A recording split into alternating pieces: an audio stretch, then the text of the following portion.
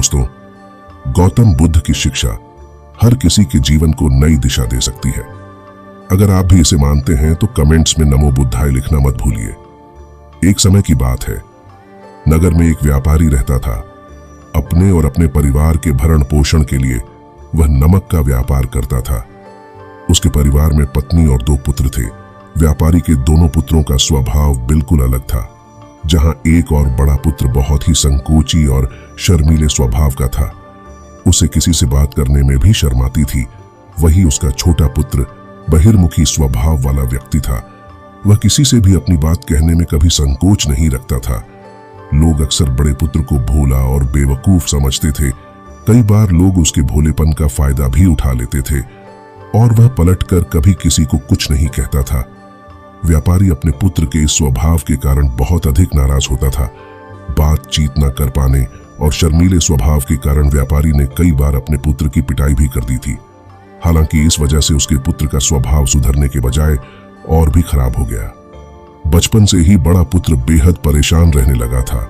उसके अंदर आत्मविश्वास की कमी हो गई थी। परीक्षा में वह आते हुए प्रश्नों के उत्तर भी अपने डर के कारण नहीं लिख पाता था। इस कारण उसकी शिक्षा भी ठीक ढंग से नहीं हो पाई। बड़ा पुत्र जब युवावस्था को प्राप्त हुआ, तब व्यापारी ने उसे अपने साथ व्यापार में हाथ बटा को कहा।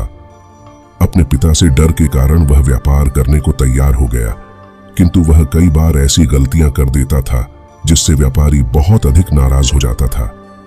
एक दिन व्यापारी किसी दूसरे काम के कारण शहर गया हुआ था। उस समय उसकी दुकान पर बड़ा पुत्र बैठा हुआ था।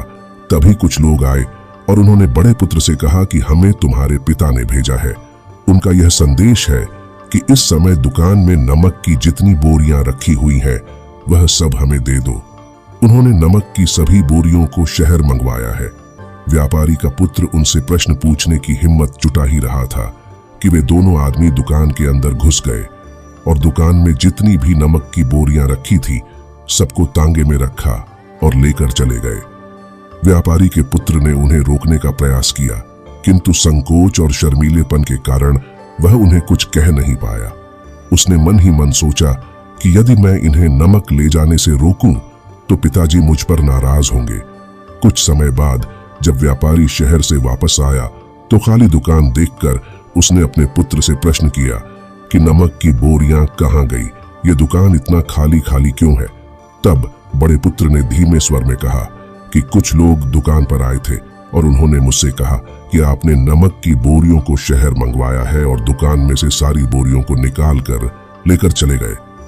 व्यापारी ने अपना सिर पीट लिया। उसने अपने पुत्र को दुकान से धक्का देते हुए कहा कि तू मूर्ख का मूर्ख ही रह जाएगा।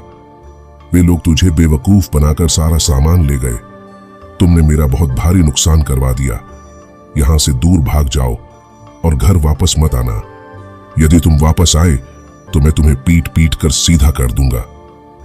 व्यापारी का बड़ा पुत्र इस बात से बेहद दुखी हुआ। एक बार फिर उसके शर्मीले स्वभाव के कारण उसके पिता उससे और अधिक नाराज हो गए। साथ ही व्यापार में भी इतना नुकसान हो गया। उस समय नगर के सभी लोग व्यापारी के पुत्र पर हंस रहे थे और उसका मजाक बना रहे थे।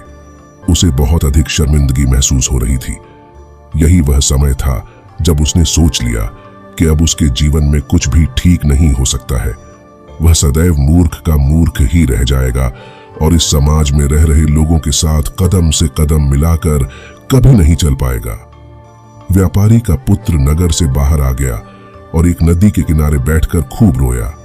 गहरे पानी को देखकर उसके मन में विचार आया कि अब उसके जीवित रहने का कोई फायदा नहीं है।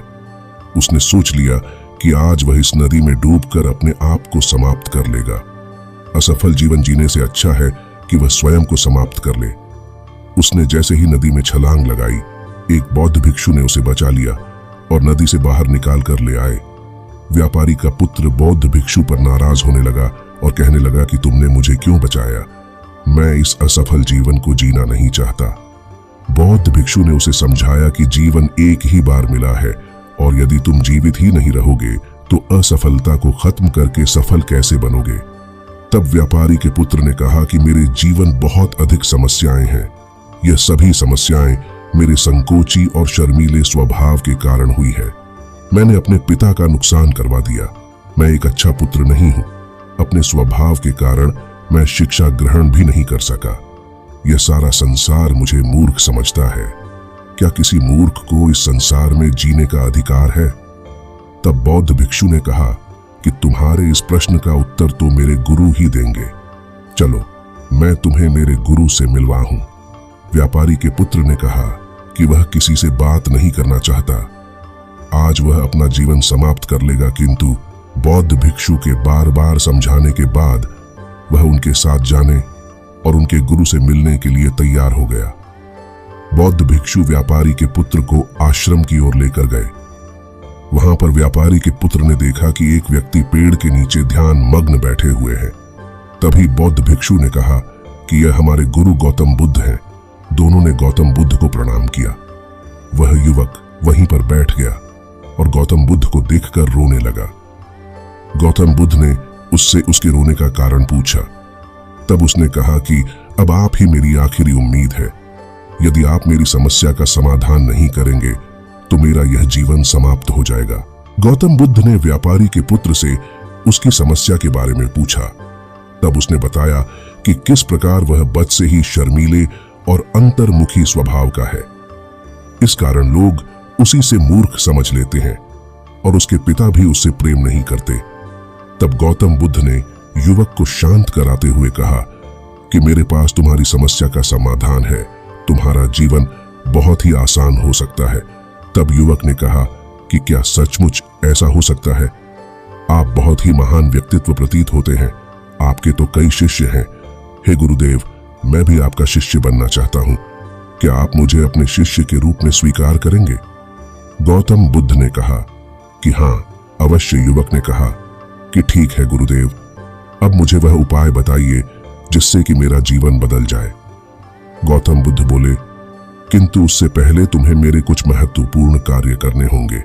यदि तुम मेरा यह कार्य करो तब मैं तुम्हें कुछ ऐसे उपाय बताऊंगा जिनके कारण तुम्हारे जीवन में सब कुछ ठीक हो जाएगा और तुम्हारे पिता भी तुमसे प्रसन्न रहेंगे। गौतम बुद्ध ने उस युवक को कहा कि आज से 3 दिन बाद मैं तुम्हें ऐसे उपाय बताऊंगा जिससे तुम्हारा जीवन बदल जाएगा, किंतु 3 दिनों तक तुम्हें मेरे सभी कार्य करने होंगे। मैं जैसा जैसा कहूंगा, यदि तुम वह कार्य को करने में सफल रहे तो तीसरे दिन के बाद तुम्हारा जीवन बदल जाएगा। तुम्हारा पहला दिन कल से शुरू होगा। अभी जाओ और आश्रम में ही आराम करो। अगले दिन व्यापारी का पुत्र गौतम बुद्ध के पास पहुंचा और कहा कि हे गुरुदेव, मुझे पहले दिन का कार्य बताइए। तब गौतम बुद्ध ने कहा कि आज तुम्हें 10 अजनबी व्यक्तियों से बातचीत करनी है और उनका हाल जानना है। इसका लेखा जोखा शाम तक लेकर आना। व्यापारी के पुत्र को बड़ा ही संकोच महसूस हुआ, किंतु उसने गौतम बुद्ध को हां कह दिया। वह निकल पड़ा। 10 अजनबी लोगों से बातचीत करने शुरू में उसे बहुत अधिक संकोच हुआ। कई लोग तो डांट कर भगा देते थे। उसके सामने अपना जीवन बदलने का यही एक उपाय था। आखिरकार कोशिश करते हुए उसने 10 अजनबी लोगों के नाम और उनके व्यापार का लेखा जोखा प्राप्त कर लिया। शाम को जब वह गौतम बुद्ध के पास पहुंचा तो प्रसन्नता के साथ उसने गौतम बुद्ध को बताया कि आज का कार्य उसने सही ढंग से पूरा कर लिया है। कुछ लोग तो उसके मित्र भी बन गए हैं। दूसरे दिन फिर वह युवक गौतम बुद्ध के पास पहुंचा। तब गौतम बुद्ध ने कहा कि आज का कार्य है, तुम आश्रम में रह रहे 10 शिष्यों को संबोधित करते हुए उन्हें जल के उपयोग के विषय में पढ़ाओ। गौतम बुद्ध की बात सुनकर व्यापारी का पुत्र हक्का बक्का रह गया। उसने कहा कि आप मुझसे किस प्रकार का कार्य करवा रहे हैं? मैं अपनी शिक्षा ठीक से पूरी नहीं कर पाया हूं। मैं यह कार्य नहीं कर पाऊंगा। तब गौतम बुद्ध ने कहा कि ठीक है, तब मैं तुम्हें उपाय भी नहीं बताऊंगा। व्यापारी के पुत्र ने प्रार्थना करते हुए कहा कि आप जानते हैं, मेरी शिक्षा अधूरी है, फिर मैं किस प्रकार बालकों को शिक्षा दे सकता हूं? गौतम बुद्ध ने मुस्कुराते हुए कहा कि यहां सिर्फ मैं जानता हूं कि तुम्हारी शिक्षा अधूरी है। वे बालक नहीं जानते। तुम रोज अपने जीवन में जल का उपयोग करते हो। यही सब बातें जाकर उन बालकों को बतानी है। आखिरकार व्यापारी के पुत्र के पास कोई रास्ता नहीं बचा। हिम्मत जुटाकर वह उन बालकों के पास पहुंच गया। शुरू में तो उसके हाथ पैर कांप पर रहे थे, किंतु आखिरकार उसने जल की विशेषताओं के बारे में बताना प्रारंभ कर दिया। उसने बालकों को जल की 5 विशेषताएं बताई और जल्दी से वहां से भाग आया। गौतम बुद्ध के पास आकर उसने कहा कि बहुत अधिक डर लग रहा था, किंतु मैंने बालकों को जल की 5 विशेषताएं बता दी हैं।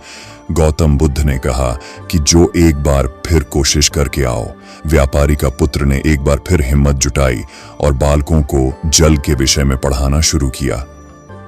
इस बार व्यापारी के पुत्र को बिल्कुल डर नहीं लग रहा था, पूरे आत्मविश्वास के साथ बालकों को शिक्षा दी। तब गौतम बुद्ध ने युवक की प्रशंसा करते हुए कहा कि तुम अवश्य ही साहसी हो। गौतम बुद्ध से शाबाशी सुनकर वह युवक बहुत अधिक प्रसन्न हुआ। युवक तीसरे दिन जब गौतम बुद्ध के पास आया तो गौतम बुद्ध ने उससे कहा कि आज का कार्य तुम्हें थोड़ा अजीब लग सकता है, किंतु आज तुम्हें अपने पिता से मिलने जाना है। गौतम बुद्ध की यह बात सुनकर वह युवक बहुत अधिक डर गया। उसने कहा कि नहीं नहीं, मैं अपने पिता के सामने नहीं जाऊंगा। गौतम बुद्ध ने कहा कि ठीक है, तब मैं तुम्हें उपाय भी नहीं बताऊंगा।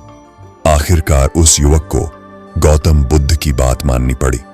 गौतम बुद्ध ने उसे समझाया कि अपने पिता के पास जाकर उनसे क्षमा मांगना और कहना कि तुम्हें एक और अवसर दे ताकि तुम स्वयं को बुद्धिमान साबित कर सको। उसे युवक ने बड़ी हिम्मत के साथ अपने पिता का सामना किया और उनसे क्षमा मांगी। आखिरकार व्यापारी ने अपने पुत्र को क्षमा कर दिया और उसे दूसरा अवसर देने के लिए तैयार हो गए।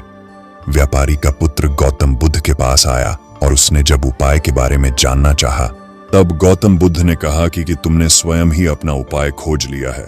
तुम किसी से बात नहीं कर पाते थे, शर्मीले थे। सब कुछ तुम्हारे मन में बैठा हुआ डर था। हम कितने आत्मविश्वास हैं, कितने शर्मीले हैं और हमारे अंदर कितना डर है, यह सिर्फ हमें पता होता है। बाहरी दुनिया में किसी को नहीं पता होता है। बाहरी दुनिया में हम स्वयं को जिस प्रकार का दिखाते हैं, लोग हमें इस प्रकार का समझते हैं। अगर तुम आत्मविश्वासी नहीं हो तो भी अनजान व्यक्तियों के सामने यदि आत्मविश्वास होने का अभिनय करो तो किसी को पता ही नहीं चलेगा कि तुम कौन हो। वह युवक समझ चुका था कि गौतम बुद्ध उसे क्या बताना चाह रहे हैं। गौतम बुद्ध को धन्यवाद किया और उनसे वादा किया कि वह जीवन में सफल होकर दिखाएगा। धन्यवाद दोस्तों कि आपने इस वीडियो को देखा। अगर आपको यह वीडियो पसंद आया हो तो कृपया लाइक करें, अपनी राय दें और हमारे चैनल को सब्सक्राइब करना न भूलें। अगर आपके पास कोई सुझाव या विचार है तो कृपया नीचे कमेंट करें, हम आपके विचारों का स्वागत करते हैं। और हाँ, बेल आइकॉन को दबाएं ताकि आप हमारे आने वाले सभी वीडियोस को मिस न करें। फिर मिलेंगे अगले वीडियो में, तब तक के लिए शुभकामनाएं और धन्यवाद।